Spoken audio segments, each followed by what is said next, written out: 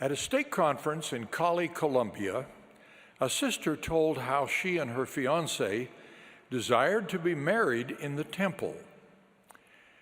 But at that time, the closest temple was in faraway Peru.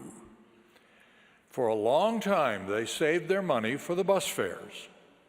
Finally, they boarded the bus to Bogota.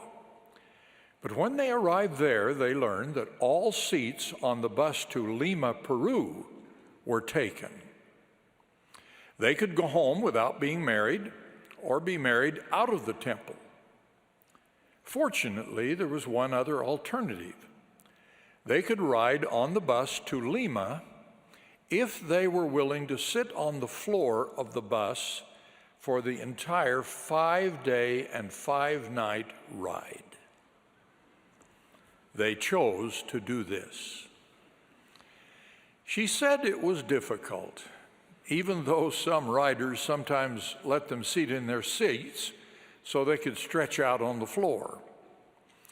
What impressed me in her talk was this sister's statement that she was grateful she and her husband had been able to go to the temple in this way, because it changed the way they felt about the gospel and the way they felt about marriage in the temple.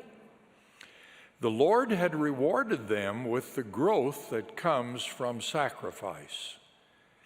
In the years since I heard that testimony, I've wondered how different that young couple's life would have been if they had made another choice, foregoing the sacrifice necessary to be married in the temple. We make better decisions, if we look at the alternatives and ponder where they will lead. As we do, we'll be following President Russell M. Nelson's counsel to begin with the end in mind. For us, the end is always on the covenant path through the temple to eternal life, the greatest of all the gifts of God.